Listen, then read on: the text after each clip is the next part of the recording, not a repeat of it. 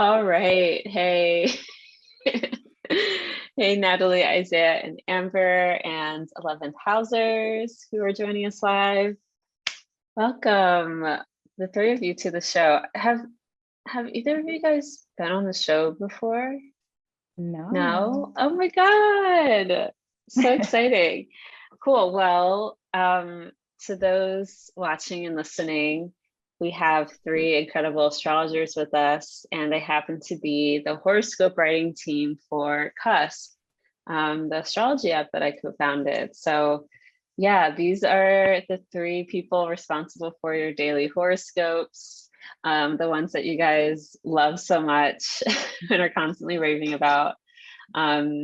So yeah, we're gonna bring you a more extended horoscope for the next 3 weeks and talk about, the astrology and what we have going on. So before we get into that, let's do some introductions since you're all new to the podcast. Natalie, do you want to go first? You share your SMR, a little bit about your practice, and yeah. Awesome. Okay, so hi all, I'm Natalie Nicole. My sun is in Gemini, moon in Leo, and rising in Scorpio. So this eclipse season and this conversation is really exciting for me. And I am by day someone who is an HBCU capacity consultant. So I support HBCUs and PBIs in making sure that they have all the wonderful things they need to support our students. And in my practice, I'm an astrologer and a tarot reader. And so I've been working and studying for the last 4 years. So really excited to be kind of stepping a deeper foot into expanding my practice. And really my focus is on understanding your own personal agency and power within astrology and tarot. So you already have your own magic. I'm just helping you to facilitate discovering it and remembering it. And that's how I approach my practice. And so I find that I usually have folks who are newer to horoscopes and newer to astrology readings and tarot readings. And I'm kind of that bridge that brings them into the fold. So excited to be here this afternoon. Yay, thanks so much. And yeah, we met a couple years ago, I guess, like 20. Yeah, it must have been like 2019, 18, yeah. I bombarded you when you were doing, when Kira had her zine. I was like, this is amazing. I want to work on it. Can I be a part of it? And she was like, absolutely. And then we got a chance to meet at NORWAC for 2019. And so that was really awesome. Yeah, that was great. And you're a student of Sam Reynolds. Yeah, awesome. Thanks for being here. And and what horoscopes do you write for CUSP? I am responsible for Aries through Cancer. So if you're an Aries through Cancer rising, it is me giving you your daily dose of astrology on CUSP every day. Yes. So our Aries, Taurus, Gemini, and Cancer risings. Natalie writes your horoscopes. All right, let's go to Amber next. Hey, Amber. Do you want to share a little bit about yourself, your SMR? Yeah. So I am a Cancer sun, Cancer rising, and a lot of other things in Cancer, and an Aries moon. I personally really like my combination. I think the Aries moon really saves a lot of things. In regular daily life, I work in film and television. It's really fun. I get to write, I get to be creative, I get to be on big, beautiful sets like Netflix, HBO, all of that. And then in the spiritual community, I'm an astrologer. And my focus is on astrology that feels like practical, like feels like you can like work with it in your daily life, or feels somehow that you can apply it. Maybe it's the Aries energy jumping, but giving people something to do with the energy, giving people something to work with. I also read tarot, but same thing there. I like to give a reading that's like gonna give somebody something they feel empowered about doing. Yeah, that's me. Oh, and I write Leo through Scorpio risings. So if you are a Leo, Virgo, Libra, or Scorpio rising, I'm talking to you every day, letting you know what's up. Awesome. Yes. And I guess we met over the internet, right? Yeah. Just like inched closer and closer and closer. Yeah. Oh, you know what it was actually? So Amber and I both live in LA. And randomly, one of my good Oh friends, two of my yeah. good friends who I used to live with, went to some, what was it, Big Bear or something? They're in some Yeah, Airbnb. it was for one of my work friends. Yeah, birthday party. He's a Gemini. You know how Geminis can bring people Yeah. together. Yeah. Woo, Well, woo. and He just Colin is brought a everyone. Gemini too, right? My friend who you Yes. Oh, met. Colin, I love Yes. Colin. Yeah. So, oh no, different Colin, different Gemini Colin. Oh, different That's Gemini. so funny. That's so funny. Two Gemini Collins in your life. That are in the astro world at that. That's No, so this one's funny. not in the Astro World. This one's just one of my old Okay. He's roommates. like, Not at yeah, all on the Astro World, but not at my all. friends Jeremy and Colin happened to be at the same like party Airbnb space with Amber, and they were like, "We met this girl who knows you," and I was like, "What the fuck?" And then Yes. like a week or two later, there was a 4th of July party, and that's when we got to meet in person because they invited you. Yeah. On the Yeah, rooftop at sunset. It yeah, was really cool. it was really cool. Yeah, and then yeah, we've been friends, hanging out in LA ever since. Cutting it up. Yep. So thanks for being here. And Isaiah, welcome. Hi, I'm so happy to be here and join you guys. So yeah, my name is Isaiah and my sun is in Aquarius, my moon is in Capricorn, my rising is also in Capricorn, and basically everything else. Can call me Saturn's love child or, curse. But I have been an astrologer now I've been practicing astrology for at least coming up to 7 years now, I think. So it was a pretty early journey with astrology, and I love it. I love, like Amber, I think it's a cardinal thing. We take the practical approach of making sure we can like actually help people, provide resources, provide tools.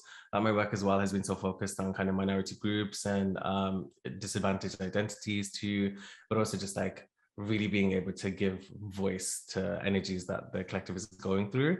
And yeah, I mean, besides astrology, I've done numerous kind of things, work with studios and stuff as well, and still am in the future with some projects. I a bit when I like to do poetry, into all creative stuff, I guess. And I do write your Sagittarius to Pisces scopes as well. And I will, pre-warning, I've been reading the F out of you guys recently, so stay tuned. There's some good messages in there.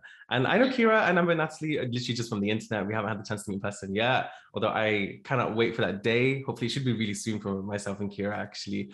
And Amber, when I come to LA as well, hopefully next year. And Natalie, like, we've got to make it happen too. We gotta make it happen. I have so much, like my sister lives in LA now, and like it seems like most of my friend group has moved there. So when you're going to LA, let me know. Maybe I'll make my trip out there too. I'll be there. I'll literally like message, and I mean, you'll catch us on lives anyway for CUSP, of course. But yeah, I think Kira, I don't think I got the chance to work with you until CUSP, which has been like a whole journey. It's been amazing, kind of, driving the content as well as doing the horoscopes and like tracking stats and making sure, everything's just going smoothly and checking in with Kira constantly. So it's fun to work with CUSP for sure. And I love all that it holds. So I was really grateful for the opportunity. Yes.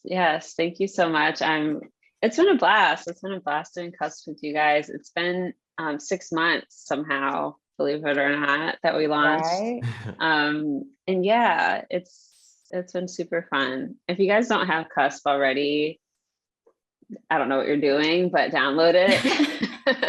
Yeah. It's on, what are you doing? yeah, it's on Android and iOS, and you can get it wherever. And there's so much good stuff in there, including really, really beautifully well-written daily horoscopes delivered straight to your phone every morning at 9 a.m. So yeah, check that out. And with that, I mean, yeah, let's talk about the astro. I'm curious to hear how just the current weather has been for you guys. Specifically thinking about, we're in Taurus season now. We have this kind of party happening in Pisces with Venus, Mars. Right now, the moon is there too. So the moon, Venus, Mars, Jupiter, and Neptune. It is truly like a hot tub party. Job's hot tub. You know, everybody's tripping out, taking shrooms and dropping acid and, you know, having fun. That's definitely how it feels for me in my brain right now. I'm like suffering from a massive migraine. So if I seem a little out of it, that's why. But Mars is actually right on my ascendant today. It's like crossing my ascendant as we speak. And the last time this happened was, you know, in 2020, it was during Norwalk. And it was the day of my exact Saturn return. And it was Mars crossing my ascendant. And I had this insane, like, physical. First of all, I was seeing this herbalist who was just not prescribing me the right things. And something that they had me taking was like really fucking with my body. And my kidneys just couldn't process everything. So something happened to me that day where my entire nervous system felt like it was like inflamed and like I couldn't move. I was just like lying in bed. Everything hurt. It was so intense. And I was like, oh yeah, this is Mars on my ascendant. No wonder. And now, luckily it's not anything that bad, but I do have this like insane migraine that is just like really bad. And the dog's annoying me. But that's something else. And the dog. No, but I'm curious, how this current astrology is affecting you guys. Any stories, anything to note? I've been super tired, but I think it's because the South Node is in my first house right now. And I'm just like, what is even happening? Like, I'm trying very hard to like stay awake and stable. But I think that like Mars being in Pisces now and all the energy in Pisces, since my Mars is in Pisces, it's helping a bit. So I'm just like, okay, wait a minute, we can handle this. There's some like good vibes coming through, but like still definitely, I feel like I'm working against this like consistent suck on my energy. And I'm just like, what am I even doing right now? Yeah, I hear that Mars, the South Node is parked on my Mars. My Mars is at 22 degrees. And the South Node is just like been there and will continue to be there for like the next month and a half. So I totally feel that. Yeah. But the Mars return definitely helps. And I think Mars being in Pisces too is really helpful in that it's like has some dignity. It can move around more freely. It's not like being, held in place by Saturn, basically. So yeah, I definitely feel that. And are there any other Scorpio risings in the audience here? I'm just curious if you guys have been feeling that too. Because I've been thinking about the Scorpio risings. You guys have the eclipses about to pop off in your first and seventh, and then there's also the fifth house pile up that's happening. I know you're partnered, but anything stirring up in the romance department for you?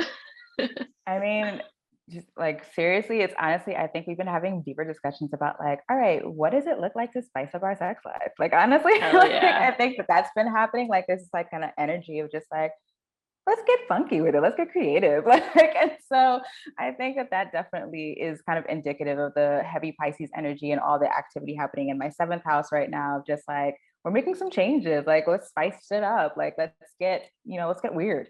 So like, I feel like that's part of it for sure. But I think otherwise, I feel like ironically, there's been like a stability, and maybe it's because we've done a lot of deep work in terms of our relationship and like making sure we're like communicating and stuff like that.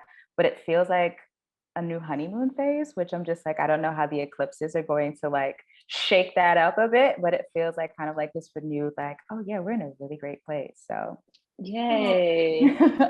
Love to hear that. I know. Love to hear it. How about you, Amber? Anything to note in regards to all these transits? Before I talk about myself, two of my best friends are Scorpio risings, and my little sister is a Scorpio rising with the Scorpio moon. I'm very close to her. She lives in LA, or like Pasadena. She lives in Pasadena. She's an engineer though, does not do what I do at all. So I can like observe her, without her being into any of this. She's like just being in her natural habitat. One like like casual thing I've noticed with like the Pisces pile up. All of my Scorpio rising friends have been like shopping, changing up their hair, doing something to like get some little self-expression. Like I got a text from my sister asking me to buy her a new wig. I was like, interesting. You don't ever let me in on the hair things that you do. Now all of a sudden you're wanting an opinion. It seems like you're experimenting right now. Okay, I think that's what this energy is coming out as, like that fifth house, like self-expression. I'm like, okay. And then secondly, a lot of I can say all the Scorpio risings in my particular life, all 5 of them and 3 of them that are close to me, they are going through some things in their relationship where they're learning that they have to open up more or something, or turn to their partner more, or look within and be like, man, I need to change something so I can like be better for this partnership, something like that. Or maybe how do I say this? Like attract somebody better for me. Like I have a Scorpio rising friend who's like, man, maybe I'm the issue attracting people coming in who are acting a little crazy. And I'm like, that might be that North Node in Taurus saying like, don't act up anymore if you want to have this, certain type of relationship. So maybe that's that, but it's all happening at the same time. So to me, that's like the South Node in Scorpio, North Node in the 7th house, Pisces pile up. For me though, for Amber with the Cancer rising, the Taurus stuff is in my 11th house. The Pisces pile up is in my 9th house. I'm not gonna lie, I'm having a good time. This is looking great for me. Love to hear it. A lot of it. creativity, right? Yeah, a lot of creativity, a lot of good connections, a lot of like expanding of my network. Like I like to think I'm a friendly person. People, want to hang out, but it's been like, just lots of people who want to see me and hang out with me, and that's made me feel very, very special. So I thank the North Node for that. That's been really nice. Awesome. Yeah. Beth Elise says my best friend is a Scorpio rising and she's doing a lot of reflective work. I'm a Cancer rising and having an awesome time and connecting with more of it, the divine. Okay, this is good because I was wondering who is having a good time right now. I like this. It's like, who's having a good time? Because I sure as hell am not, but I know there's people out there that are. So it's good to know. Yeah, I feel like because you're Pisces rising, like it can feel maybe a little like disorienting, or you're like trying to do a lot of stuff, but it's like oh my God, stuff happening that's like out of your control. So I get that because it's not as like, like it's the fixed stuff. It's for me, it's like my personal like Saturn squaring my Scorpio stellium and the South Node sitting on my Scorpio stellium. And it's kind of just like making all the benefic shit like not that great. Like it's like, yeah, it's nice, but I once heard that phenomenon, like square, the Saturn square to like all the good stuff. I once heard it described as like you winning like $10,000, but you're also $10,000 in debt. So you need it, like you won it, so you had to like pay it immediately. So it's like, yeah, right. I mean, I guess like you can have this, but it got to go immediately. Blessings like utilize. So. Yeah, that hits, especially with Jupiter like trining the Scorpio stellium. Do you see her? That's Penny. She's so cute. But yeah, anyway, Isaiah, how about you? How's this been affecting you? Any good stories? Yeah, I mean, see, mine are a little more on the darker side of thing. With the people in my life, it's interesting because I'm a Capricorn rising, and I saw someone else had put that they're Capricorn rising and they've been doing so much gardening with the North Node in their 5th. That's so good. I wish I was into gardening like that, but I have been having fun, which has been just nice. I think while everything was in kind of Capricorn, everything was in Aquarius, and we were adjusting to this nodal shift a couple of months ago, it was a time for me as I was entering a first house reflection year as well, where I just lost a sense of identity. So I was like, okay, don't know who the hell I am at the moment. That's okay. I got to go figure that out. Really realize what my intention is as a person, what I want to provide as well to other people, especially having, the platforms that we do.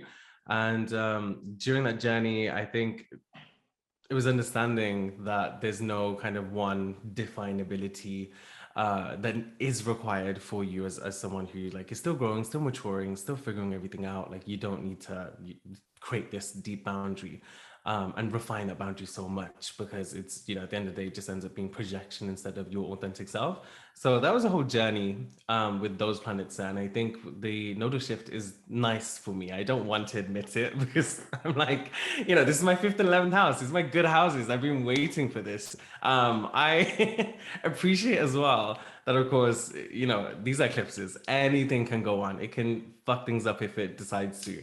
But I think what I have been noticing is learning about, like Amber said, the 5th house is connected to self-expression, understanding my self-expression.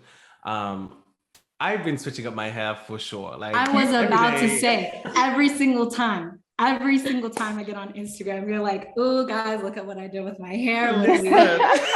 Every time it's a hit, every time. Okay, Amber, don't call me out like this, but you are absolutely correct. The thing is as well, I'm also Scorpio rising in my solar return chart for this year. So, and the South Node and the Moon in Scorpio are sitting on the ascendant as well. So all this piled up in Pisces has also kind of forced me to say, like, okay, instead of being this scorpionic, you know, little, I'm gonna hide, or I'm gonna keep myself in the dark, just be you. You know, you're funny, you actually have a personality besides all the deep stuff that you do in the spiritual realm. Like, just be you. And yes, you know, I have this long hair. I was like, I'm gonna start doing some stuff with it. Recently got introduced to blowout, so I was like, fuck it, I'm gonna give myself some. Come on, blowout. Like, come on, volume. You know what? Yes. Why not? I'm in the 1st house. Like, this is my time. But no, on the more somber side though, what I have noticed with like friendships around me, the interesting thing about the Pisces pile up in my 3rd house has definitely almost been I want to say like secrets coming to light. With close friendships, those who are like within my city, because I have this weird phenomenon, probably just being an Aquarius to be honest, but people in my city I'm not so close to. Like, I have a couple of close friends, and we don't see each other often, but it's like enough to keep the relationship going. Whereas every other city outside of where I live, I have like thousands of friends, hundreds of friends, and it's amazing to connect to someone. It's really, really easy. So great when traveling, but when I'm back home, I'm just kind of like, okay, yeah, I'm doing nothing this weekend. That's, you know, we're here again. But the friends that I found here, there's been interesting kind of surfacing of like themes of abuse coming up, and seeing kind of the relational pattern that I guess I hold to other people naturally wanting to. I think Natalie would understand this as a Pisces Mars, like having a almost savior complex, wanting to provide to people and get people out of situations that you intuitively know they're in and can, you know, physically see that they're in as well, but recognize that like it's not your place, that everyone's an adult and they are still making their choice to like stay within certain spaces when they have resources to like move out of them. So that's been a big just thing I think that I've had to kind of reconcile with and think, if I'm constantly helping people, whether it's free content, whether it's readings, whether it's workshops, whatever, this whole job is to help people. And then when you want to do that in your own life with your own personal relationships, you kind of have this wall or block where you're like, well, if I do this, I overstep a boundary and I lose this connection, and I, you know, I'll be painted out to be the bad guy in this situation. So approaching that has been just a journey that is still going on, and hard to witness, I think, but just something to kind of deal with. So yeah, like a lot of this Scorpio Pisces stuff, I really do feel like has been bringing out kind of things that aren't necessarily nice to see, but have to be witnessed to force you to reconcile with something within yourself. And that's been an interesting thing to just experience at this moment in time. Yeah. But besides that, everything is good, you know? No, that super resonates though. Like, super, especially as like a Pluto 1st houser, Natalie, like that thought of like, it doesn't always have to be this deep, you know, like it's not always that deep. And like recognizing, like you said, that part of being someone who recognizes this depth is also that I get to be on the other side of it. Like, I don't have to live here. I can just be like, hey guys, this thing is happening, and not have to be here in this space, right? You know what I'm saying? Like, how do I like bridge the gaps as opposed to kind of living in the underworld and being like, everyone come to my level. Like, it's just kind of like, we can be a little bit more above board, and like recognizing that there's like this tightrope walk of just like, you know, helping, but also being someone who lives for yourself and like recognizes what your own boundaries are, and recognizing that purpose doesn't have to be super serious. It can be lighthearted and fun, and like, you know, we can still have these conversations and not be like completely morose. For sure. And I think with our line of work as well, one of the most important things is that regardless of what we're doing, people are coming to us for a specific reason. Like maybe it's the way that we vocalize planetary movements or tarot or tap into collective energy or just energy in general. But it's you that they want that from. It's you that they search for this within. And that's like an important thing to recognize, because they're not just getting the message, I'm not just a brand, you know, I am this person, I am this being that wants to share all of you with me. So it's like you either, at this point, I think I'm like, you know, take all of it or take none of it. And that's your choice to make, because the black button is there, the unfollow button is there. So use it at will. Right. Hell yeah. Yes. Well, yes. let's talk a little bit about upcoming astrology. Just to kind of note some of the comments in the chat, we're just kind of rejoicing over the Gemini Sag cycle being over, eclipse cycle being over.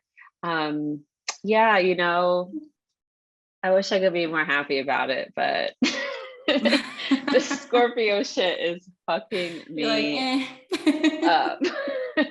I think I'll be better in the second half of the year when it's like officially like off of my, you know, my third decan stellium, because I have Sun, Mars, Pluto all between like 26 degrees and 20 degrees. I think the dog's knocking on the door, but yeah, it's just been a lot, and of course Saturn just squaring everything. But and I'm not looking forward to the next eclipse cycle either, or the next one. No, Why?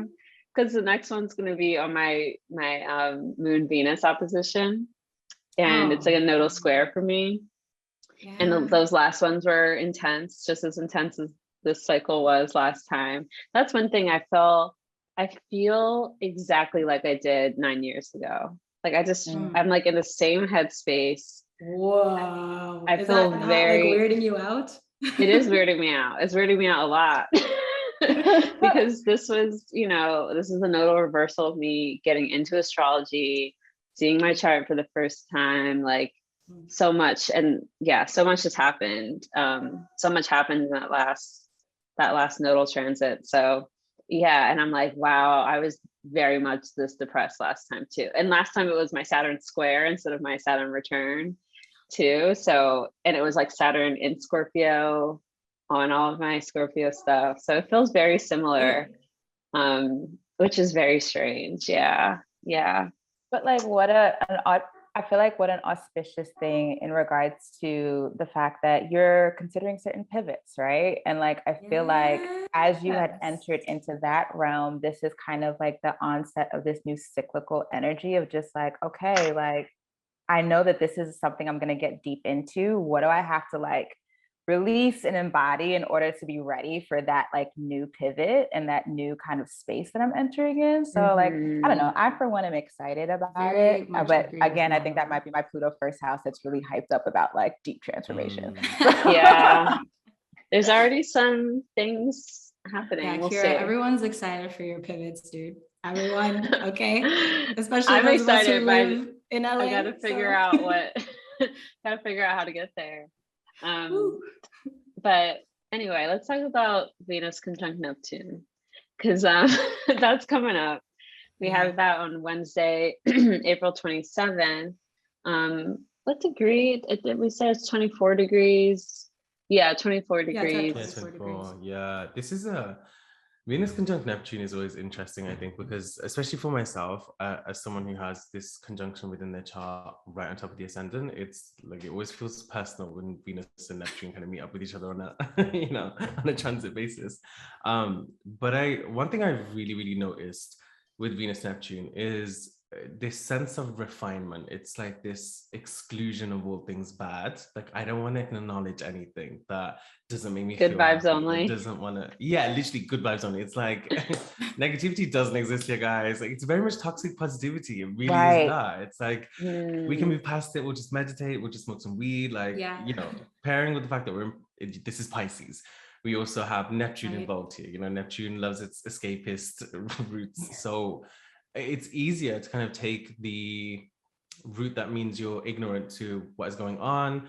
And I think Venus Neptune really gives a choice to be ignorant to it, which in some circumstances isn't so bad. And I do want to highlight that. I think sometimes, yeah, like with considering just the collective viewpoint right now, what everyone is going through, we're dealing with, you know, like war over here, left and right. We've also got, you know, like inflation, we're running out of resources, things are crazy. We're having to deal with so much on a daily basis that I do think what Venus Neptune offers is almost like an opportunity just to say, okay, just say fuck it. It's fine to pull out for a second. It's fine to get rid of your responsibilities, especially on a relational basis. For those of you who are like healers, or you're working with people constantly, it's okay to step back and just say, this is me time. But I do also feel like when it comes to your relationships, if there's one thing this conjunction really highlights, is to just say, you know, how can I be real? How can I recognize the unrefined parts of how I'm connecting with someone and what needs and desires I have within that relationship, whether it's with a colleague or boss, your intimate relationships, partnerships, and even friends. Understand, you know, what drives you to be together, what bridges you together, but also what differences exist there. What are you ignoring that potentially could be harmful for you if you were to continue to allow it to happen or be in relation with this person because of just how, you know, negative this aspect of quality could be.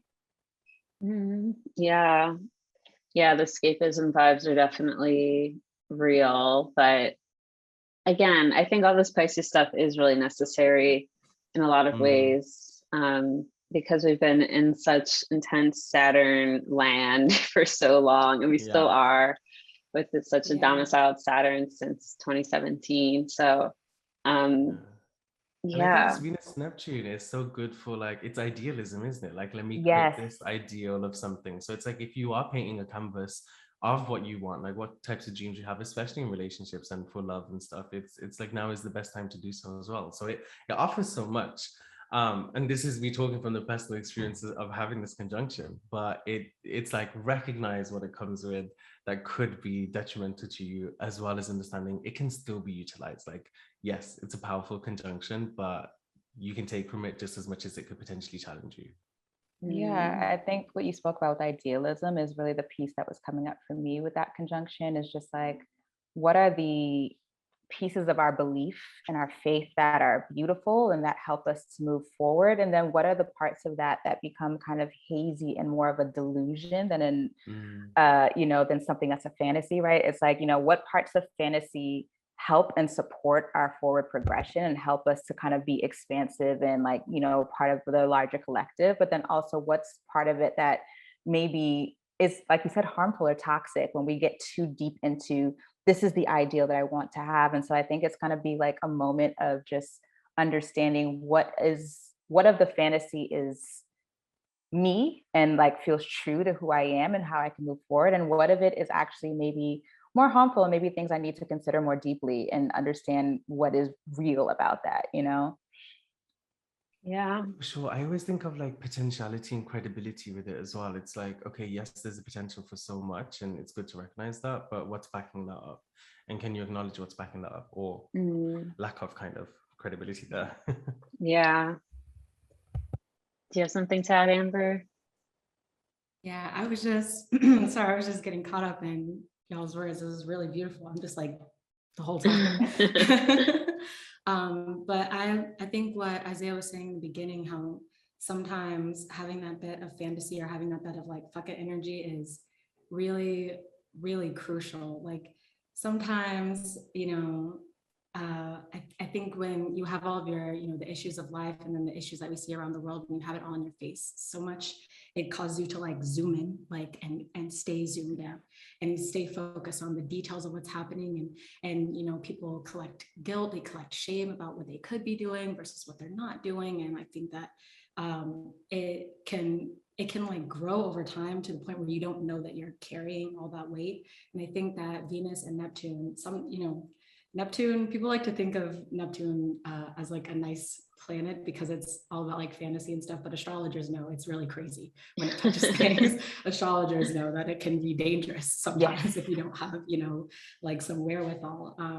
But I am of the belief, maybe because I'm a Cancer stellium water sign and I'm just like woo woo woo, but I'm of the belief that Neptune energy, when it touches you and forces you to vibrate on its plane and makes you sort of like zoom out, like I feel like that's like a necessary phenomenon that happens when it's supposed to happen. When a transit, like especially Venus, who is so happy to be in Pisces, and then Neptune and Pisces, they're both like, yes, they love to be there. When they connect in that way, they're like, guys, come on, like we're trying to show you like how good it could be, or like just we need you to just relax a little bit before you implode, before you explode, before anything happens. It's kind of like they're forcing you to take a vacation, even if you're like fighting all the way. They're like, please stop, like just for a second, just zoom out, just so you can get your wits about you, because it almost seems like with the rest of the astrology that happens afterward, it's like, we promise you'll zoom back in. The rest of the astrology where you put your face back in. So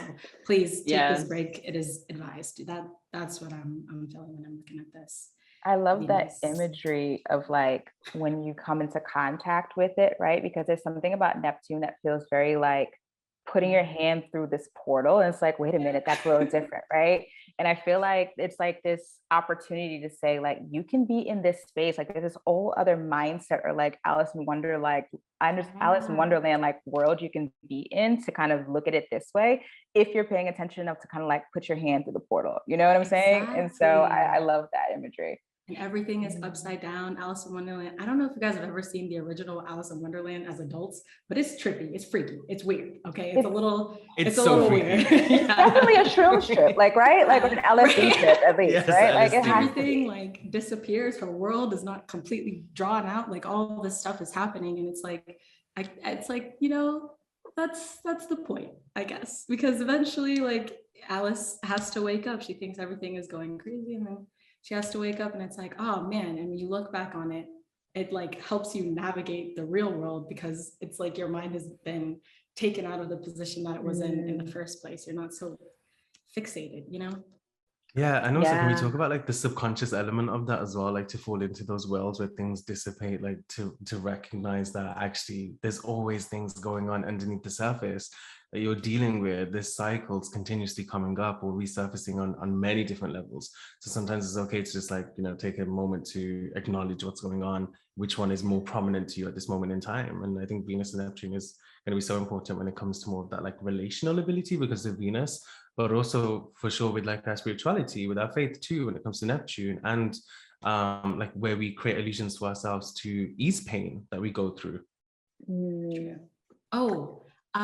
That just reminded me of something that you said, Isaiah, earlier, or maybe both of y'all were saying it, how you were, you know, having trouble trying to balance helping people that you really care about versus like what they're ready for and things like that. I think a little bit of that is mixed up in this Venus Neptune stuff. Like you wanna, how do I say it? It's like what Natalie just said about like, you have the choice, like Neptune's like, I'm showing you this variation of your reality, but you do at the end of the day, like have the choice whether or not you want to be open to it. And it's like, one of the things you learn, or at least I learned when encountering Pisces energy, is that like, you know, people, you can only help people that want to be helped. There's really no use in trying to make them go deep if it's like you're trying to pull them to somewhere where they can't see it. They don't have the eyes for it. And if they don't have the eyes for it, then all they're going to do is like fight and resist and be fearful and all of that. And it's like, that's part of their own journey. And so I think that this Venus Neptune conjunction is opening up a lot of that, whether you're a person that really needs to be helped or you're a person that likes to help, but you have to like find the balance of like waiting until their eyes are opened in some way. Yeah, oh, sorry, Kira. Well, I was just going to say this leads to the Venus Jupiter conjunction just a couple of days later on Saturday the 30th. So if you want to talk a little bit about that too, as we're talking about this, because this conjunction happens at 28 degrees of Pisces, which is Venus's exaltation degree. So it's just getting very, very Pisces up in here. Because as S.J. Anderson, as S.J. Anderson pointed out on our last Venusian Afternoons, we have all of the rulers of Pisces in Pisces right now. Even today, when we're recording, we have literally all the rulers, because you have the moon, Venus and Mars being the exaltation lords, moon having some co-rulership there. Sorry, I meant to say triplicity. triplicity lords, Venus being the exaltation lord of Pisces, and then Jupiter being the domicile lord. And then even if you use modern rulerships, you can put Neptune in there as well. So there's just like, it's a Pisces party. We have so much going on there. So I just wanted to put that out there too, if you want to talk about the Venus Jupiter aspect of this. But yeah, Isaiah, what were you going to say? Man, I have ADHD. You gotta remember that. Yeah, I'm gonna forget what you said. Like, that's okay. I've already got 100 thoughts going forward. Forget it. Probably wasn't that important. But the Venus Jupiter thing that we're coming to. I think, yeah, for sure. Like, thinking to me, where did I read it? I think it was. I can't remember the author, but they say with Venus Jupiter, it's something along the lines of like pleasure is God, or pleasure is divinity. And, with Venus being in its exaltation degree, when this happens, I really, really do feel like this is your moment to kind of tap into stuff that does just make you happy. I think not to don this whole, we only live once, or life is short, I don't know what's happening tomorrow, let me just buy everything and say fuck it to the world. But I think we can still have moments like this kind of conjunction coming up where we're just saying, okay, I want to spoil myself. I really want to pleasure myself. I want to indulge in things that really bring me happiness, whether it's sex, whether it's your kinks and fantasies, whether it's art, creative stuff, shopping, material pleasures, like go for it. There's also the pleasure of, I think, again, Jupiter's faith, right? Like it's the pleasure of understanding kind of like your place in this world. I also find it a massive opportunity that was beautiful. to be devotional, just because like this is your chance to say like I'm really grateful that like I'm a being here on earth, and that I have the opportunity to be in connection with everything around me, whether you believe in God or not, or consciousness, or wherever it is. Even if your devotion is to you and your higher self, it's like this is the time now to give that devotion back, and to do so in such a loving way, in such a grateful way. And I really appreciate, I think, that the most about this Venus Jupiter conjunction, and the pleasure kind of extracted from this transit. I love that. I think devotion is the word that I key in on, just thinking about Jupiter there, because I think that, the other side of the coin of that is just like, what do you have to release or sacrifice to your devotion, right?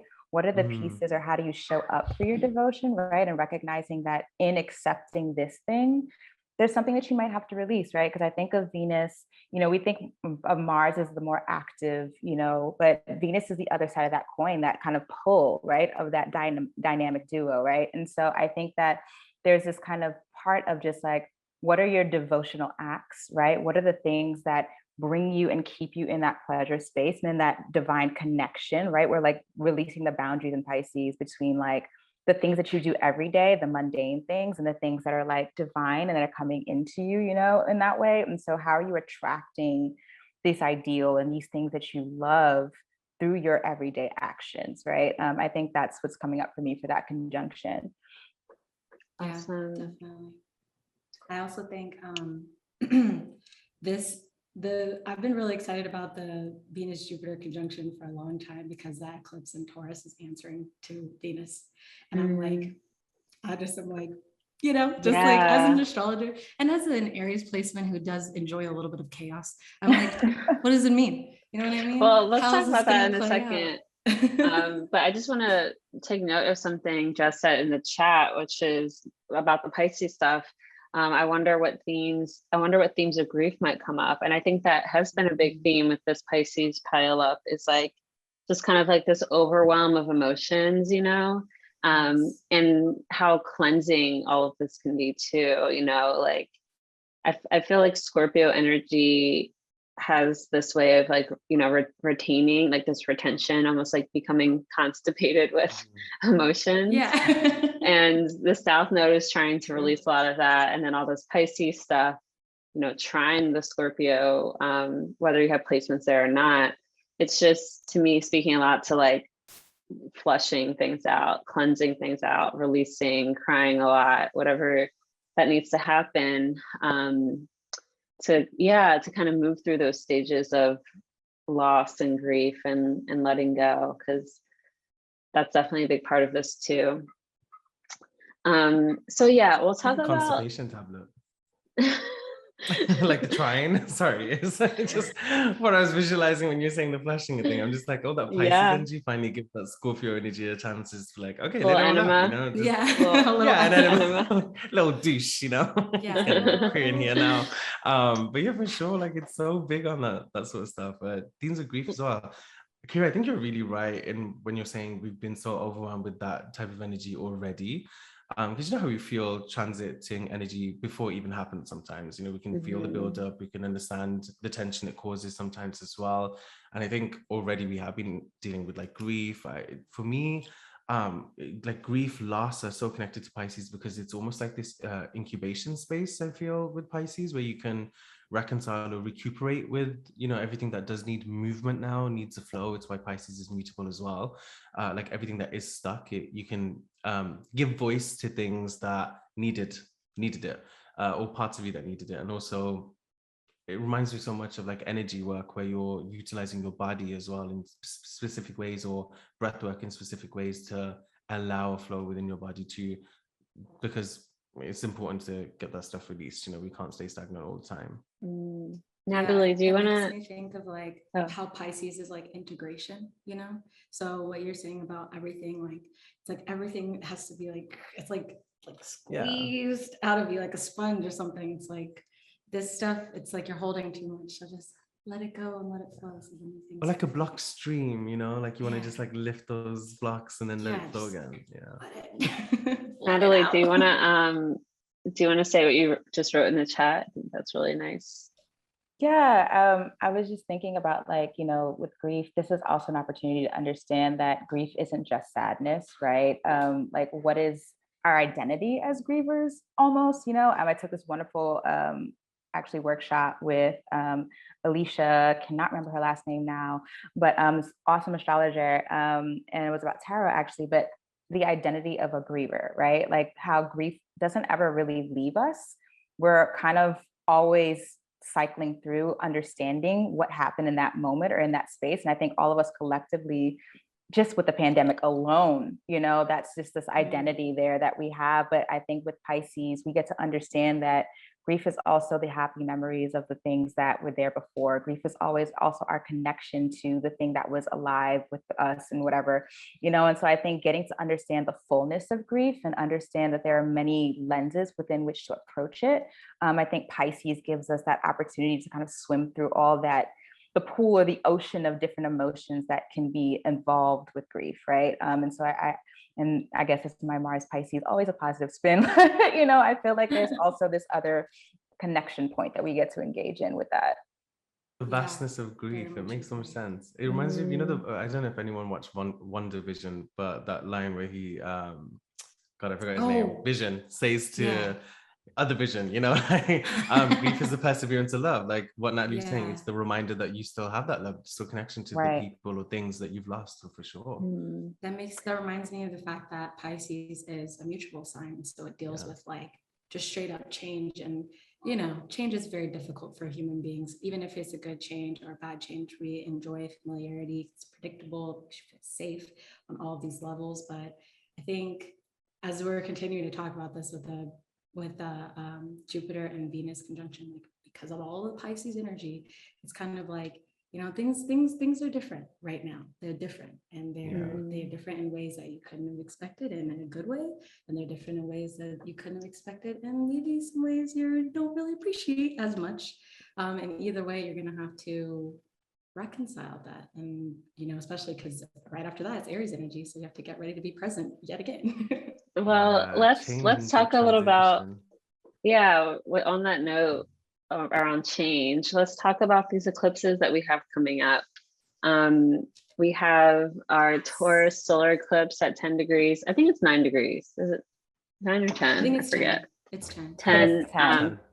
10 degrees of Taurus, and on Saturday the 30th, and then 2 weeks later on Sunday, May 15th, we get a Scorpio lunar eclipse at 25 degrees of Scorpio. Venus conjunctions happen on both of those days. We have the Venus Jupiter conjunction on the day of the Taurus solar eclipse. And then May 15th, the Scorpio lunar eclipse, we have Venus conjunct Chiron. Not that we have to necessarily talk about that. But yeah, these eclipses, I mean, we started out this cycle on November 19th, 2021, with the Taurus lunar eclipse at 26 degrees, I think 26 or 27 Taurus. And yeah, that kind of kicked off this cycle, and now we're like fully in it.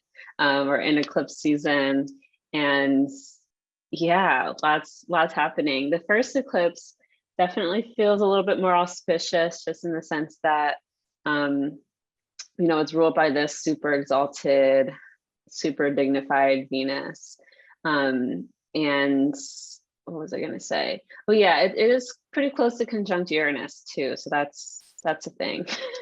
Definitely expecting some major changes, switch ups in regards to the Taurus area of your life. But yeah, I'm curious to hear what you guys' thoughts are about these eclipses. I'm gonna pop away for a split second. I'm gonna do something with a dog, but I'm still here, so take it away. First of all, I want to say I love eclipse season. I am a cardinal person many times over. I love eclipse season. I love when the universe is like move and just makes people just like change and shift and makes all the circumstances just switch up. So, you know, just everybody who's listening, all the future listeners, just prepare for change. It's so exciting. But where does your optimism come from? I'm saying this as a Saturnian. Like, where the fuck does it come from? You know what's so funny? Like, you. a lot of my friends are like Capricorn Sun, Aquarius stellium, Aquarius Sun, Cat Venus, blah blah blah. I think they're like, you know what? I need a little bit of that. I do. I'm every time you speak, I'm just like, yes, I'm being lifted by this. I needed this. Like, I'm happy because she's happy. Come on, bright face spirits. Okay. Okay, but these eclipses though, oh my God. I mean, this first one, I think definitely what Kira's saying, there is so much auspiciousness to it, but I'm still wary, I think, of this it is first an eclipse. Right. It's an eclipse, right? Like At the end of the day. Yeah, at the end of the day. It's always going to be that, you know, it's very volatile space. I always see eclipses as like, it's the word that you always use for them. It's like, it's volatile. I think the big thing for me as well is that decision making that happens within this space. Because I see kind of Taurus as like the sustenance to our decisions or to our intentions. Has the ability now to last for such a long time because we're dealing with fixed eclipses. And that's something that you know, having term ruler, being Venus, conjunct Jupiter, it's massive, you know, like there's so much going on. There's a potential for it to just be expanded upon times 100. So I really do think there's a cautiousness to be applied to this first eclipse. Of course, like rest, do everything you can to kind of attune yourself to the energy, but not try to control the energy or control anything external that's going on around you. It's more like response and reaction. But we've also got to be real and accept the fact that people are having to make decisions during this time, whether it's in regards to work, housing, relationships, whatever it is. It's just like, I think embodying the whole response rather than reaction within this time can be extremely beneficial in that way. Even if it's something as small as just, you know, taking a breath before arguing with a partner because you don't know what's going to happen if you were to shout back at them or to provide more aggression in that space. And it could just be something detrimental to you in the long run. So still apply some caution to it. But yes, like I do still feel there's so much auspiciousness with this eclipse. When it will show up though, that's an even more peculiar thing because eclipses don't work on the same, they don't view time like we view time, you know, they're like, time doesn't exist. Like, that's why in eclipse season, it's like, oh, it's night already. I just woke up, you know. It's yeah, especially you can see with it Saturn at the bendings right now, Saturn squaring the notes, time, it just isn't real anymore. I mean, was it ever? True. Natalie brings up a good point. It's funny when people say Saturn's like the planet of time, because I'm like, is it the planet of time or more the construct of time? I mean, definitely the construct. It's definitely the construct. So being at these bendings, it's just like, you know, the construct is left the building. I agree with you, Isaiah, that I think Oops, sorry, go ahead. Oh no, you I go. was just saying, I think that like being present is like really super important right now in a body. And I feel like we were talking about this even with our live for the Moon in Libra, but it was kind of just like, I think that when we talk about Taurus, especially, it's just like, how are you in your body, right? Your natural feelings. And I think that with eclipse season, especially with Uranus in the mix, it's just so much just going on that I think it's a trigger to, you know, emotional states. And so I think like Isaiah was talking about, just like, to what extent can you be in your body to be able to respond and manage all the things that are coming out to you, like are coming up at you, really, if we're being honest. Like, I think it's a wonderful opportunity. I feel like it is more auspicious in the sense that it's an opportunity to understand how to maintain that presence, right? I think that they're saying, what does it look like for you to like just kind of be in your wild, natural, untamed state? What does that feel good? Like, what feels good to you actually within your body? Because we're so often in our headspace and trying to like go off with whatever our mind wants. But I think right now it's asking you, well, what does your body want? What does it need? What are the things that actually, I love that you said that Taurus is like the nurturing quality to like our dreams and our things. It's like, so what are those things that nurture that for you, right? And how honest are you being about how often you sacrifice those things, or how often you go against kind of the urges of your body to like follow the folly of your mind, right? I think that we're in this space of just now like, your body keeps the score, you know, that book, but like just truly, you know, what is your body trying to tell you right now that maybe you've been ignoring, and now it's just kind of like ringing the bells, like, can't ignore it anymore, we're here, listen to me, what are we doing, you know, what's up? And so I feel like we're in this space where it's like deep understanding of like how we need to be present to be able to handle the things that come our way ultimately. Yeah, I think this is where the moon steps in as well. And you know, actually, Amber is like someone who has so much Cancerian influence and lunar influence. You can probably attest to this as well.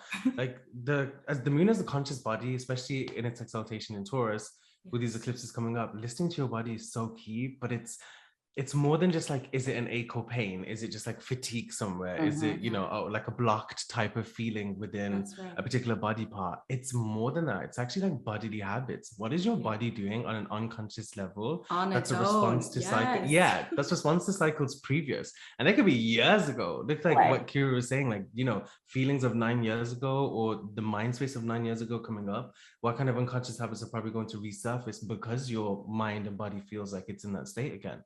It's like, listen to that. This is the time to journal and take track of everything, especially because Scorpio, the opposite end of it, is like Mars's analytical side. It's like research heavy side. So if you can track your behavior around this time, that's a huge asset to you. I really agree. I have three things to say, I think. The first thing is that when Natalie, you were saying you can get really caught up in your mind, or people in general can get really caught up in their mind because it's loud, you know, it's really easy to listen to your mind. It's just very loud. Like what Isaiah was saying, your body can sometimes feel quiet in comparison. But I just want to double down on that, because everything is in Taurus and Pisces right now, except for like Saturn and Aquarius. And even then, it's like a lot of this stuff isn't just straight up mental. Seriously, it's not. It's the evidence is there. Like it's your body. It's like your spirit. It's kind of like the universe, and as you're kind of flowing in it, like so you have to, what Isaiah was saying, really pay attention to that, because it's not your mind. The second thing, oh man, yes, I wanted to say, a lot of times I notice with Uranus being in Taurus lately is when things happen over where Uranus is like hanging out in Taurus. You guys know Uranus, you know, Uranus is kind of jarring, kind of disturbing a little bit. Likes to fuck things up, you know, he's a little chaotic. Yeah, exactly. Just like to break shit just to be like, I can break it, just you know, just wild and a rebel. But on a practical level, sometimes, you know, as I'm seeing these transits go by, like Uranus and Taurus has been shaking up our sense of security and stability, not for nothing, not to shake it up, but to be like, what you thought was all secure and stable is not. It's not as secure as you think it is. It's not as stable as you think it is. And it's not the type of security or stability that you need. And it comes in ways that are crucial, like money, you know what I mean? Like relationship, like things where you really thought you had to have this permanence or something, like to have it to like hold on to. When in reality, there's you know, when Uranus touches you, kind of like the Neptune touch, when Uranus touches you, you know, it's like immediately you're like shaking, like just buzzing and vibrating, and it like shakes off all the stuff that you just don't need immediately. It's like you're shedding, like I just imagine like a snake or something like coming out of its skin. It's like done with it, you know, like it forces you to shake all that stuff off. So you might find that when, you know, this eclipse comes and touches everybody, you might find that you've shaken off stuff that you thought you needed for protection, and that's not the case anymore. You have grown into a person who doesn't need that stuff anymore, and that can be a little tough to accept, because we were talking about change back then and how difficult that is. So yeah, I would say just be ready for that for the eclipse. There was a third thing that I wanted to say, what Isaiah was saying about being in your body. That's right. Whenever I agree with you, I think I have a good opinion on this because I am a 4 times Cancer. Your body, the thing about listening to your body is it's quiet, but it also doesn't make sense. It does not make sense logically. Like, and that is something I think is a little bit difficult to accept. Like how you were saying, like, oh man, this thing is coming up from 9 years ago. It's kind of like, I describe it to people as this, like, time, we all know, you know, because it's a little woo-woo over here, time is not linear, right? It doesn't just go beep, beep, beep, and then this happened, and then this. Like, it's not how it goes. So I kind of imagine it as if like everything that could ever happen is in one big space. And sometimes you move closer to that thing, and sometimes you move away from that thing. And it's time to get closer to it, or it's time to get further away. Just whatever it is, your spirit is simply being moved closer to whatever thing it is. So if it's time for you, if it's time, you in the metaphysical sense, if it is time for you to get close to that thing that brought you grief, and you know the universe is just kind of pushing you that way, and you're like, what the fuck, like this was 9 years ago, this was however long ago, I thought I'd be over this, like what is this, why is it coming back around? It's because it's just time for that. It's just time. It's like the universe is pushing you over there because it needs to be greeted again, it needs to be talked to again, it needs to be, you need to be in communion with it one more time, or however many times, and that's it. And so if you have trouble accepting, like, you know, that things aren't just going to be like boop, boop, boop, boop, boop, it might be a little bit of a hard time for you, because your body is just going to tell you what it needs to tell you whenever it is, and you best heed to it. And after that, like, that's all she wrote. Yeah, and also your body is the biggest resource that you have. Like, we forget that. I think one thing about this Taurus-Scorpio like eclipse axis for both this eclipse season and next eclipse season, actually this is where the like antitia of like Taurus to Aquarius comes in as well, in Saturn's sign-based square to them and actual square. To me, like, Aquarius is rebellion, right? We're moving away from something that we understand. We want nothing to do with it. We want no connection to it.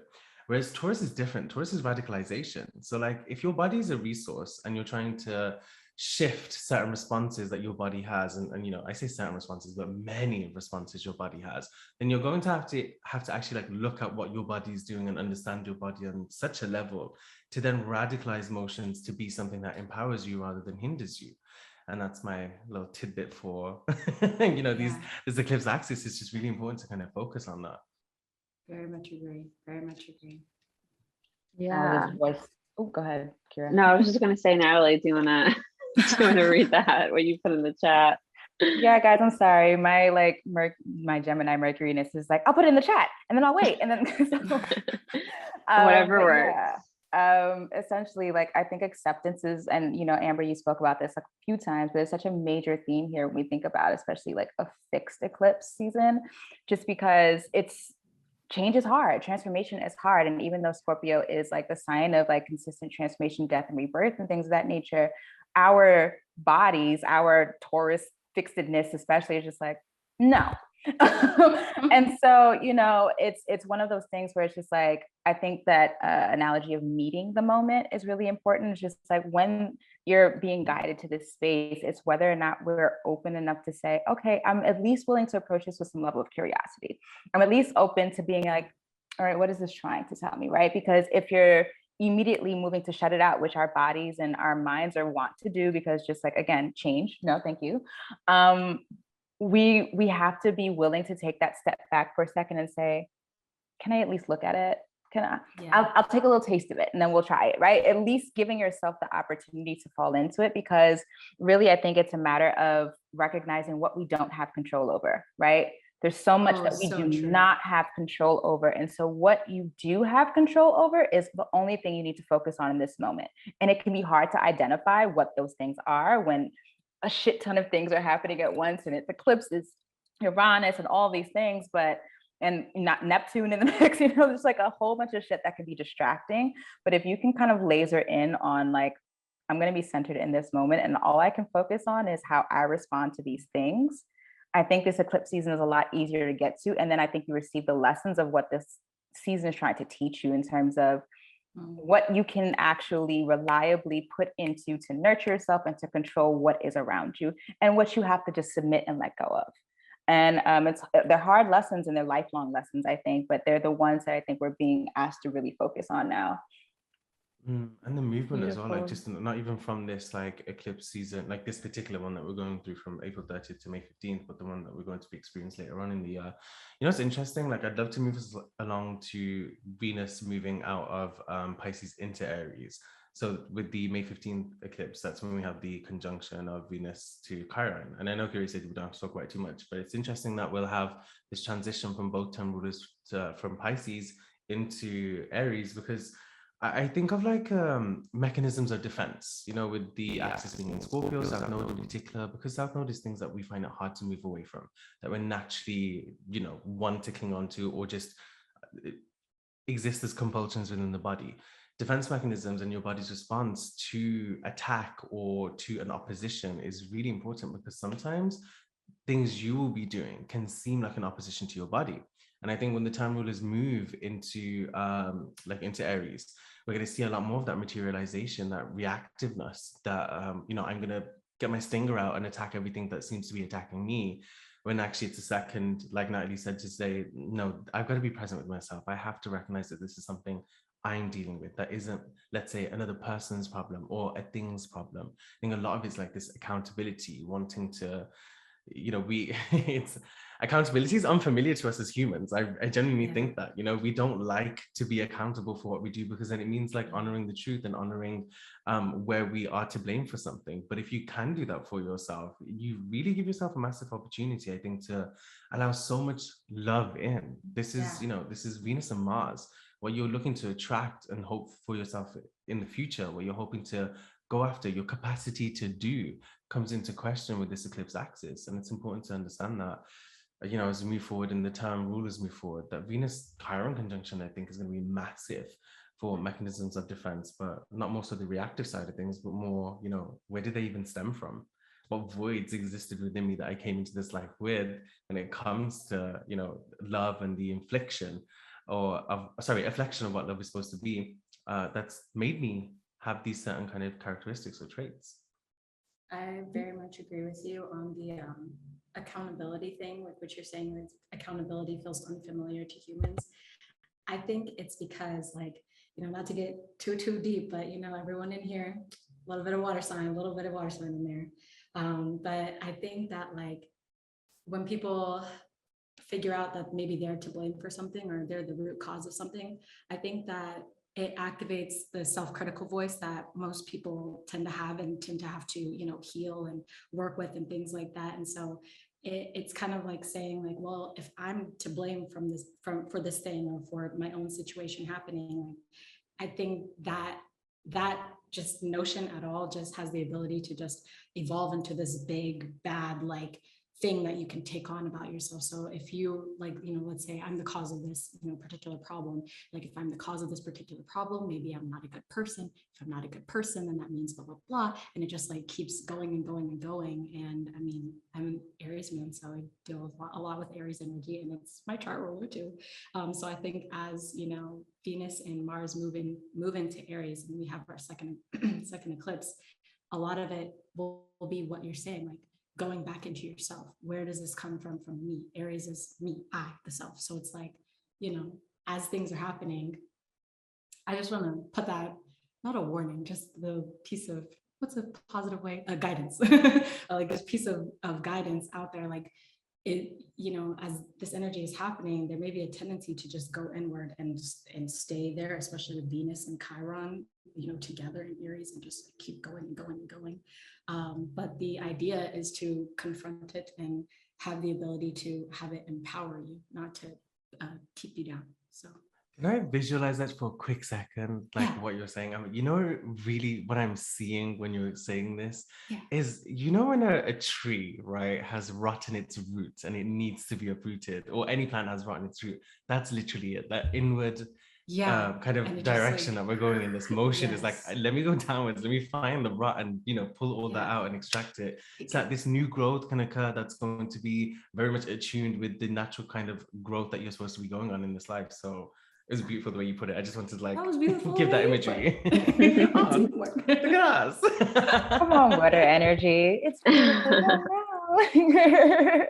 So yeah, I think that was great. I think we gave some really good, I don't know, a nice little synopsis of what to kind of expect over the next couple of weeks with these eclipses coming. And yeah, I didn't mention this before, but thanks for reminding me, kind of, Isaiah, that on Monday, May 2nd, Venus is going to enter Aries. So we get, the super intense Venus-Jupiter conjunction at Venus's exaltation degree, the day of this eclipse. And then a couple of days later, it's going to have a major dignity switch and enter Aries, where she'll later be joined by Jupiter. About a week later, but so eclipse season, that's here, we're in it. My main notes about that are like, expect things to just be weird. Just expect it to be weird. Expect to feel like time is speeding up a lot of times, or slowing down a lot of the time, and it just kind of gets chaotic, and we just kind of have to ride the wave through the eclipse portal, because that's like the one time I really am okay with using the word portal, because I feel like eclipse season is this portal that we kind of get thrown into and spun around and then spit out the other end 2 weeks later. So yeah, and of course 11th housers will have our new moon, our eclipse meetups, to talk more about this and get in groups and talk about it. But yeah, it's here. It's basically here, which is wild. The last thing I wanted to talk about in regard to the next couple of weeks is Mercury. Mercury is going to enter Gemini on Friday, April 29th, and we'll be there for a little bit before, about not even 2 weeks later, on May 10th, we'll station retrograde at 4 degrees of Gemini, and then retrograde back into Taurus. It actually today, April 25th, enters its shadow. So we're in shadow now, which I think is at 26 degrees of Taurus. And then, by Friday, just a couple of days, it's in Gemini and Virgo risings, and those of us in on Mercury, who have Mercury as a time lord, can get kind of excited for this. I'm definitely excited for this, with Mercury being my time lord. Yeah, because it's like we haven't had Mercury dignified since last fall, literally, like since it was in Virgo. So really excited. Yeah, it's an exciting time. And although it will station retrograde in Gemini, it's not really, when it's in Gemini, it's not, it doesn't have any harsh aspects. It's not really hitting, it will run into a square with Neptune later on in its transit, but the most difficult parts of this Mercury retrograde experience is right now, when Mercury is on the North Node squaring Saturn. It's kind of harsh, but that just ended, and right now Mercury is in this little sextile with Jupiter, which is kind of like getting healed after a really difficult conversation with Saturn. But yeah, it's going to enter Gemini. It's going to station retrograde. At the end of the retrograde in early June, it will station direct in a square to Saturn once again. So we don't really love that, especially because Saturn will also be stationed at that time at 25 degrees. So yeah, but the time that Mercury's in Gemini is pretty nice, and we get these extended dignified Mercuries this year because of the retrograde. So we get it in Gemini for a longer time than we typically would, and we will also get it in Virgo for an extended amount of time this year as well. So yeah, anyone have any thoughts about Mercury and Gemini and this retrograde? Oh, I'll just say, I said that already. It's going to station retrograde on May 10th. Yeah. I personally am excited because that's also my time lord too. So I'm like, hello, like, please, like, so I think a lot of the attention has been going towards some of the other planets. And so it's kind of like, yeah, like it's Mercury's time, everybody get out of the way. Finally. I just feel like, you know, while feeling the other transits and stuff like that, that's one thing, but you know, the condition of your time lord does, you know, indicate how you're going to feel and how you're going to be navigating throughout your daily life, like as the year goes on. So I just feel like personally, it's going to help me keep up or something. You know what I mean? Like just be, as things continue to happen, it's like, here's your little like power shot so you can like stay awake. That's. Wait, when does Amber, is your perfection Gemini or Virgo for this year? Virgo, it's my third house. I'm 26. I don't know if any of you guys like Natalie, Kiro, you Amber know this as well. Isn't Mercury's elemental year supposed to shift this year as well?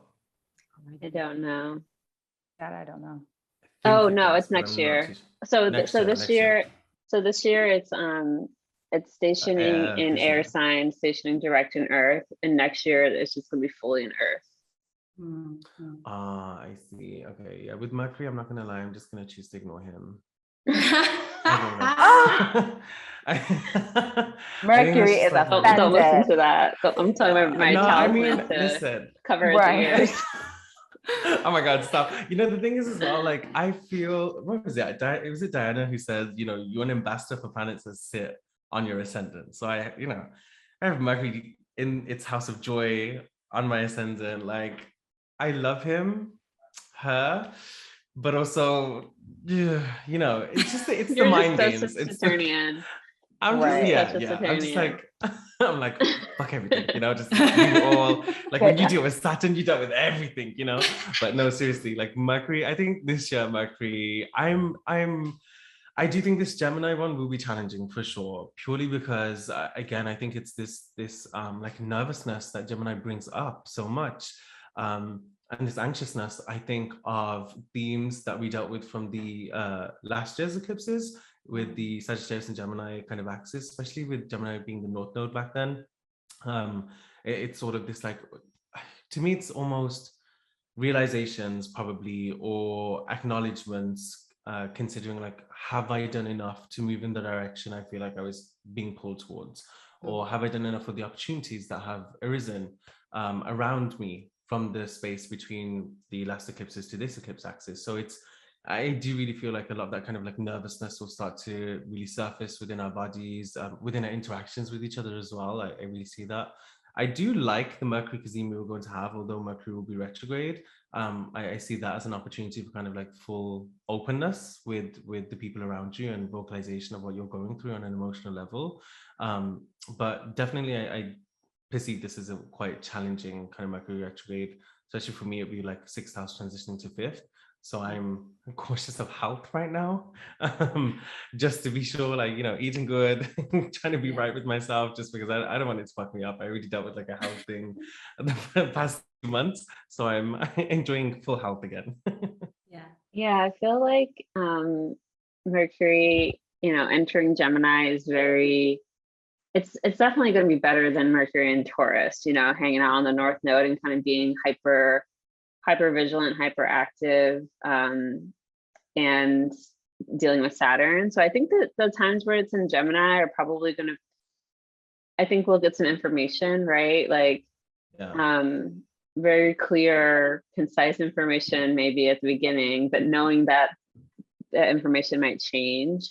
and that the final outcome will be different from that original, sort of message that we get, the first part of Mercury in Gemini. So yeah, normal Mercury retrograde, sort of, warnings, I guess. But this one I'm just really paying attention to the squares to Saturn, how it's going to station direct square to Saturn, because that to me just feels very like, well, I think it's just important to kind of pay attention to what's happening right now, because it's coming back up in early June when it stations direct. I mean, as a natal Mercury in Gemini, actually natal retrograde Mercury in Gemini, I actually get excited for this time. I'm really excited for this time. And I do think of Mercury as a they personally, just because I feel like it's like that androgynous go-between. That's like, but I feel like it's a matter of what information do we take in, what do we pay attention to, and what we can like maybe not pay attention to, right? Like being very aware of like what information is important to hold on to and what information ultimately is not going to serve us and is just there to like take up space, right? So I think that like, we talk about the square to Saturn right afterward. I think we're getting clear on our filters, right? Like, it's just like, all right, which filters are important for me to keep in place when it comes to Mercury and which ones are maybe not serving me as well. And just understanding what information is actually important to us, right? Like, what is the stuff that we need to keep and what is the stuff that doesn't really make sense for why it's here, but we can feel in our bodies that it may be important. And so saving that, right? So, because I think that the information that we pay attention to helps to create the container that we move forward for with our reality, right? Like our information kind of creates our reality, and how we're processing that information kind of dictates what we see as real. And with all of this kind of like illusion and delusion and all these things happening in this Pisces stuff, I think I'm kind of ready for an energy to come in and say, all right, this is what this is what we need to do.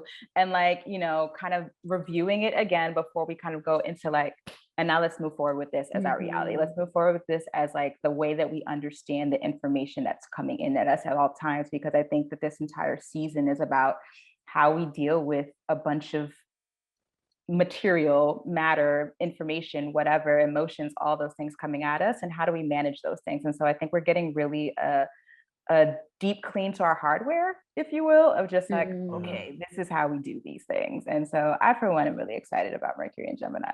But like an update, it's funny, especially the station. I was gonna say it's funny because as soon as you started to say what you were saying, Jess, in the chat wrote, yeah, it's good to have some clarity after all the Neptune confusion or conjunctions and dreamy vibes of the Pisces party. Yeah, that's why I'm really looking forward to this Mercury and Gemini, because like even with Saturn in Aquarius, it's not very clear because it's been at the bendings and all sloshed around and having to deal with Mars up until a little bit ago. So I think Mercury is going to deliver the news that we need in a way that it's just, I feel like it's going to be very refreshing in the amount of clarity, and especially at the Cazimi, which is on May 21st.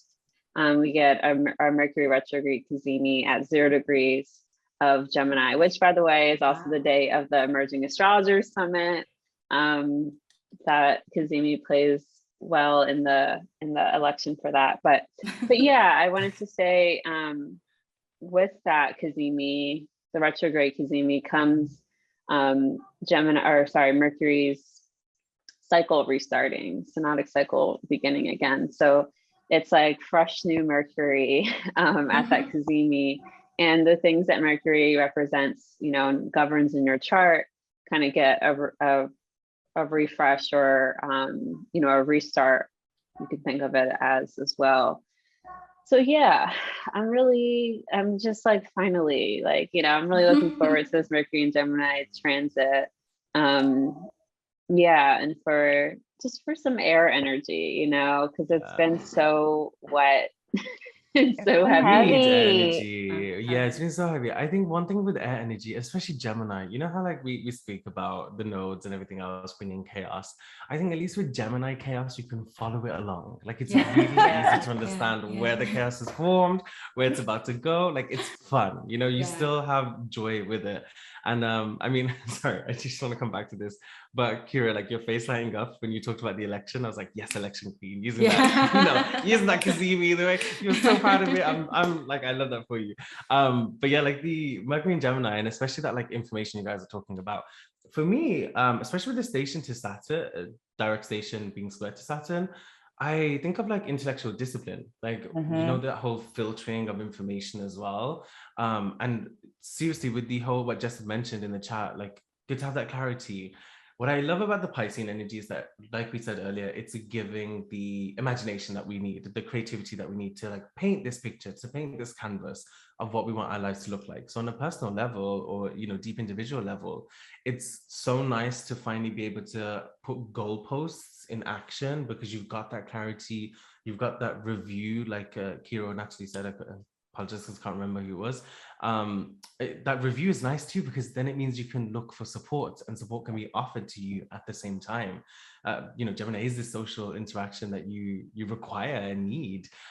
You don't become who you are without the influences of other people and the information that the people supply you with that helps you build more character of yourself or of your own projects. So I'm looking forward to that for sure when it comes to like Mercury and Gemini, and especially more so when it goes direct, goes back into Gemini, and we get to just experience that like freshness. But yes, to more air energy, we need it. Yeah. I also want to say on a mundane level, like just a mundane level, everyday level, Mercury and Gemini just reminds me of someone who has a lot of thoughts, but is not very thoughtful. Does that make sense?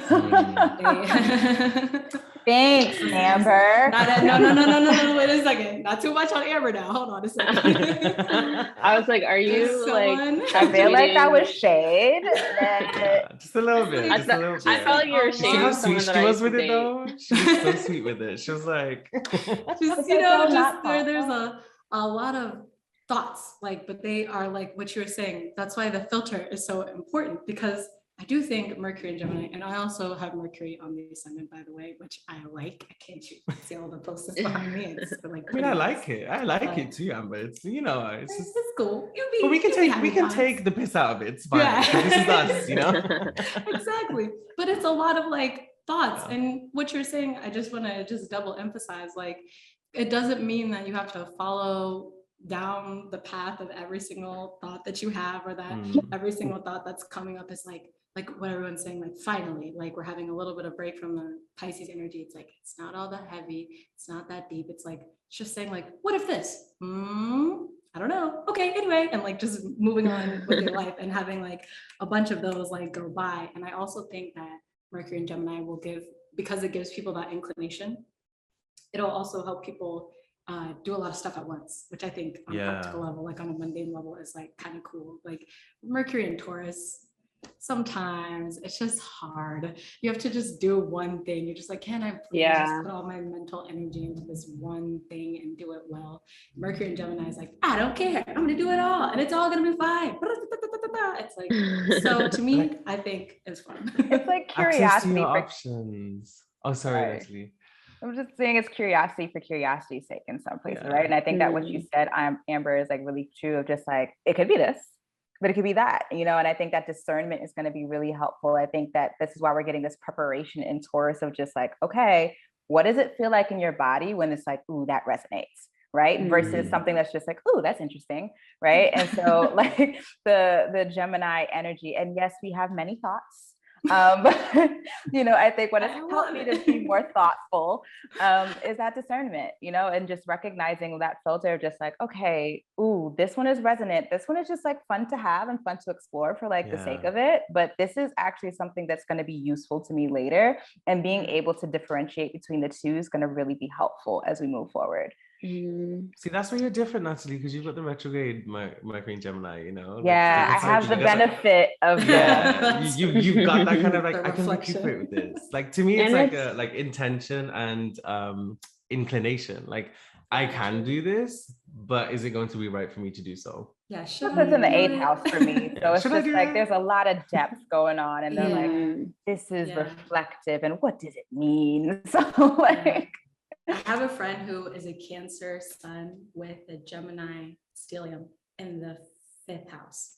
And yeah, and you know, when I think of Mercury and Gemini, she's like just like all over the place. And it's cool because she does a lot of shit. Like she gets a lot of stuff done, and she's able to like tip her hands and all this stuff. Like she'll call me, just FaceTime out the random, like, what is it gonna be? You know, I can't predict whatever is gonna come up. And she will be like, she's, you know, just like, oh, I'm in Puerto Rico right now. I somehow found my way to Canada, like working on this thing. I've never worked in this business before, but I just started talking to some guy at the bar, and like, here it goes, like just bipping and booping around. And I love that. little hummingbirds, you know, just little hummingbirds. Yeah. That's so true. So we have, again, Mercury entering Taurus on April 29th. Sorry, Gemini. I don't know what I said Taurus. Mercury entering Gemini on April 29th. And then it's going to station retrograde on May 10th at 4 degrees. The Cazimis on May 21st. It's going to re-enter, and then right after that, it re-enters Taurus to come back to Gemini later in June on June 13th. So it's a long ride. We get like 5-6 weeks almost of, we get around 6 weeks of Mercury in Gemini alone. So we get a very extended stay. And yeah, the day that it stations retrograde on May 10th is also the same day that Jupiter enters Aries. So I want to close out by talking about Jupiter and Aries. I'm really excited about it. Yeah, even though I'm a Pisces rising, I'm ready for. You have an Aries moon. I have an Aries moon, and Yes. mostly I'm thinking about, we've talked about this before, I'm sure, and I think probably in our last our full moon meetup in the 11th house, but I'm excited for Jupiter to gain dignity by triplicity, meaning, being in a fire sign is really, really great for Jupiter, definitely preferred in terms of comfort levels. And, I was reflecting on the fact that Jupiter in domicile in Pisces, in the nocturnal domicile, one, it's not preferred, it's not the preferred domicile. Two, it just has so much responsibility. And it's doing a lot, and not only is it doing a lot, it's doing a lot in a way that is very almost like low key, not the typical Jupiter and Sag, like big things. I think it's way more subtle, way more about like, sensitivities, and things are just happening way more below the surface, I think, with this. And I think that there's a lot of pressure on Jupiter to like bring big, amazing things, especially because we have been dealing with Jupiter and Saturn signs for a couple of years, and the pandemic, and it's like finally Jupiter in domicile, and it's like, where is it? Yeah. What's happening? I can't tell you how many people are like, where's the magic? Where's my fairy godmother? Like, I don't think we can see it yet. I don't think not how this works. Exactly.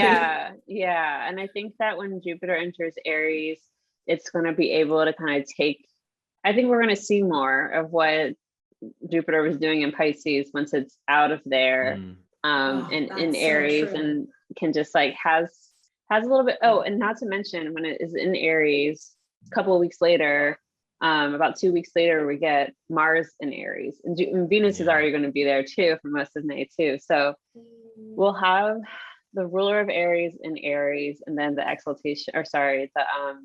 triplicity ruler Jupiter also there.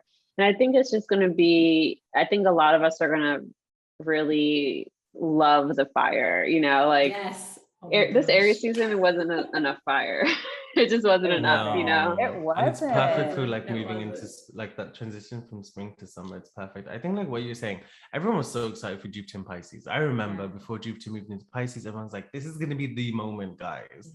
And Even I was people saying who that, weren't like, into astrology. Yeah, they went into astrology. They were just like, Jupiter's in Pisces. And I blame TikTok, I really, I was like, wait a second, like Jupiter in Pisces is now a menace. Like, you don't know what's going on.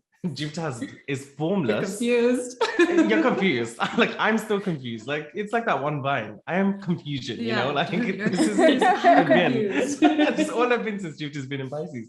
But no, seriously, like with Jupiter and Aries, like Kira said, I think what the subtleties of what was happening and the intensities of what was happening in Pisces finally find form. And it's going to be amazing to have that like experiential, sorry, not experiential, the experience of feeling that energy flood through you, flood through your body as well, because Aries is so connected to, you know, the thoughts that we have, the head, motion and perception of going and doing. So it's yeah, I'm so excited for it. Even though it's moving into my 4th on a personal level, it's still something that I'm like, okay, this is where I can curate now. Like I can really start to move things in the direction that I want them to be, and understand why they're there, what's their significance, what's their influence, what's their impact on me as an individual. So hopefully like other people can resonate with that as well.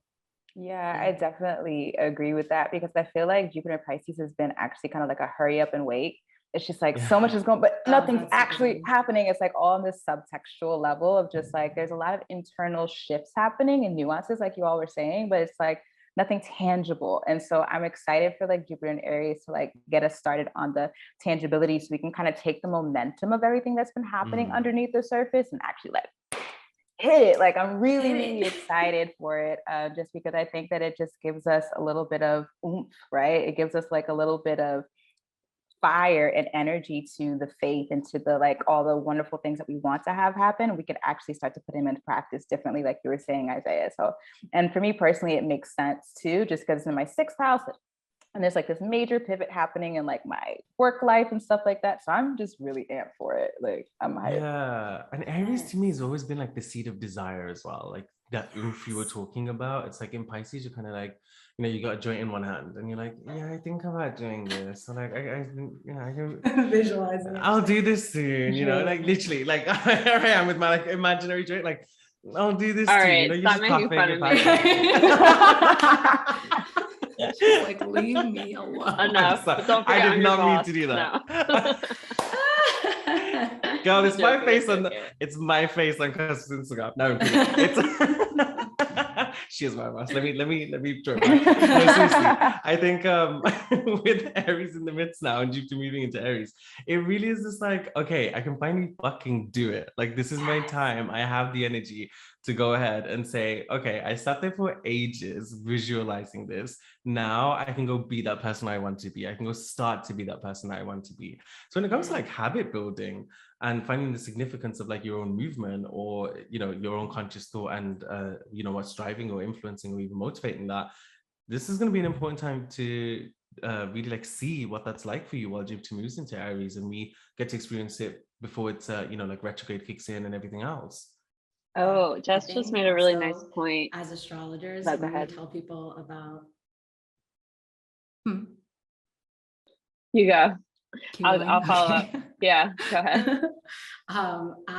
I think that as astrologers, when we're telling people about like Jupiter and Pisces, like they were looking for a lot of the magic. And I think one of the things about, you know, magic is that it's always hidden in plain sight. It's in the ethers a lot of time before it just like manifests into reality. So a lot of us were like, yeah, we're like ready to, you know, take it slow with the Jupiter and Pisces. We're ready to see what Jupiter just sort of brings us all and blah, blah, blah, because we were already prepared for that.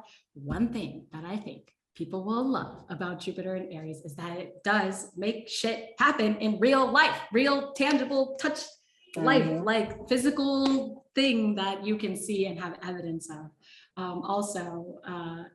First of all, I want to say, y'all know I'm getting ready to just be popping for this Jupiter and Aries, because my Aries moon is at 0 degrees. My MC is at 2 degrees. So Hell I'm yeah. like, Oh, you know, hell yeah, let's do it, Amber. this is the thing. I feel like sometimes I am an ambassador for Aries energy. Some people don't like Aries energy. I get it. It's a little like rough sometimes or uncouth, but I think since the Cancer softens it all, I'm like, I'll just give you the happy, sprightly, like knight in shining armor type of Aries energy. And I think that's what's happening with this Jupiter coming in, like what you all were saying about how Jupiter has just been like incubating and sort of like fixing, like kind of like how do I visualize this? Like fixing the plumbing on the house or something. Jupiter's like, nobody cares that the water's running well. Nobody cares that the air is actually blowing cold now. Like I've been doing all the inner work. And so all y'all are going to care about is when I come in and your walls are painted and there's a new couch and you have a TV upgraded, but that's fine. That's cool. I'm Jupiter. That's what I do. And I think people are really going to be excited by the new couch. That's all I got to say. I love that analogy. Yeah, I just in the chat said it'll be quite the combo with Mercury and Gemini, ideas and fire. And I love that because it makes me want to remind folks that, you know, Mercury is sort of entering shadow with this sextile to Jupiter, and it will come back and complete that sextile again in Gemini and Aries. So when Mercury gets back into Gemini, it will kind of sextile Jupiter again. And I'm really excited for that. I'm always really excited for mutable risings when there's Mercury Jupiter contact. So that's something to kind of keep an eye out for too. We get it in the earth and water signs first, and then it's going to follow up in fire and air. So something's kind of, germinating right now. It's like the earth and water is very fertile for, planting a seed, planting some ideas. And then the air and the fire, when it comes back, it's going to give the actual, like the sunlight to nurture that seed and make it grow. And animate it, I guess. Yes, I love that. Animate. Animate. Feels like a Mercury and Gemini word is animate. I think that's it for the next couple of weeks in terms of transits. Do you guys have anything else you want to add? Any words of wisdom for the next couple of weeks to share? More wisdomed out. I hear you. Amber's like, I've got something. Yeah, Amber, the mic is yours. Go for it. The mic. I just want to double down on what these three were saying about eclipses being a time of rest and a time where you need to understand that things are happening right now out of your control on purpose. I think that sometimes people in general get caught up trying to, like, they just really don't want to miss the energy. They don't want to miss it and have it pass them by and think like, well, maybe I should have done something on the eclipse, blah, blah. No, big boundary. Don't do that. Rest and prepare yourself to receive what Isaiah was saying. Prepare yourself to respond, because shit will be brought to you. Promise you that. And during eclipse season, things will come to you, and it is up to you to respond in a way that you believe is going to bring yourself the most satisfactory outcome, the most successful outcome, et cetera, but don't try to make stuff happen at this moment. It's good. Don't force it energy. Like, do not force anything at all right now, like, because it will probably end up really shitty for you in the end. Really crazy, honestly. Or you'll end up in a space that you really did not anticipate being like, how did I get to Pluto? So like, it's just completely, as much as possible, y'all, like Amber was saying, just kind of like approach with the truth of who you are, right? Like, truth is sometimes hard, but I think it pulls back to the accountability we're talking about, and just like the honesty of just like what feels right and what feels good, and recognizing that wildness lives within us as well. And so sometimes it's not logical, right? Sometimes the thing, especially again with Uranus in the mix, eclipse energy, like it might be the off the fucking wall thing that you're just like, this can't be it. That is exactly where you're supposed to be. It's exactly where you're supposed to find yourself. And so just allowing yourself again to just respond to the energy and just flow with what feels good, even if what feels good feels really fucking off right now. But that's what lean it into is. chaos. I think definitely lean into chaos. And like what you guys were saying as well about like trying to bring things to materialize during the space. Like honestly, to me, it's like the opposite of what Hagrid said to Harry. It's like, you're not a wizard. Like, you're not a wizard. It's like, you're not a wizard, Harry. You're like, not a wizard, Harry. Just let it be for the 2 weeks. Just let it be, and then you're good. And just notes in the chat, surrender to the magic, which I love that too. Surrender has been a huge theme for me, at least. So yeah. Oh, well, wow, folks, that's so great. This has been so great. Yeah. Let's tell folks how they can find you. Natalie, do you want to go first? Sure. So you can find me on IG at natalie.nicole. I'm also on Twitter at Natalie_Nicole because somebody has my name on Twitter, but we're not going to talk about that. But yeah, absolutely. And please do keep an eye out on my IG, especially because some good stuff is coming up now as my time frees up with this work pivot I was talking about. So really excited to connect with folks more. So yeah. Awesome. And Amber. Yes, you can find me on Instagram at Amber J Lights the Way. That's Amber Jay Lights the WAY. Amber J Lights the Way. You can also find me on YouTube and my website ambercj.com. And if you just think I'm cute, you can find me at Amber CJ on my personal. Just thought I'd plug that in for a second. Oh yeah. I'm sure plenty of people think you're cute. So Thank you. I think you're cute, Amber. Yeah, I think you're cute, Amber. Oh, yes, keep it coming. Yeah, I'm not gonna lie. I do. This is probably like overstepping the mark, but every time Amber speaks, you just like fall in love a little bit more. You're just Yeah, it's give just it like to she's me. such a sweet energy. It's just like, oh, I love this. Right, I needed this. Isaiah, how can people find you? Yes, actually, all socials and stuff are in the chat. But yeah, it's just like the Idealism Aquarius on Instagram, and then just Idealism Aquarius on like Twitter, TikTok, and the rest of them, the other socials, and then of course my website. And I just want to say, like, Kira, what you've done with the 11th house and allowing us to interact with everyone here as well is such a beautiful experience and amazing thing that you've done. And if you guys are interested as well, like I'm actually doing a nodal workshop this Friday, the day before the eclipse. I know, bad kind of timing, but it was the only thing available. No, it's good timing. But kind of like a preparation. It's honestly, it's a really, really accessible price as well. It's like no more than £12 for me, but obviously conversion is a bit different. So like if you're interested in a webinar or workshop on using the nodal like axis and stuff within your natal chart, please come along. It's pre-recorded if you can't make it. Not pre-recorded, it's going to be recorded if you can't make it, so you can always access it after. But other than that, you'll see me on my Instagram. If you think I'm cute as well, like you can find me on CUSP. Forget even my own socials, you'll find me there. Yeah, and of course, actually, add us on CUSP. Yeah. Yeah, I just on CUSP. Yeah, and yeah, if you're Sagittarius to Pisces, I'm speaking to you every day anyway. So through the CUSP app. So yeah. Awesome. Yay, thank you guys so much. And thanks to 11th Housers for joining us live for our last Venusian Afternoons of the season. This has been so great. Thank you guys.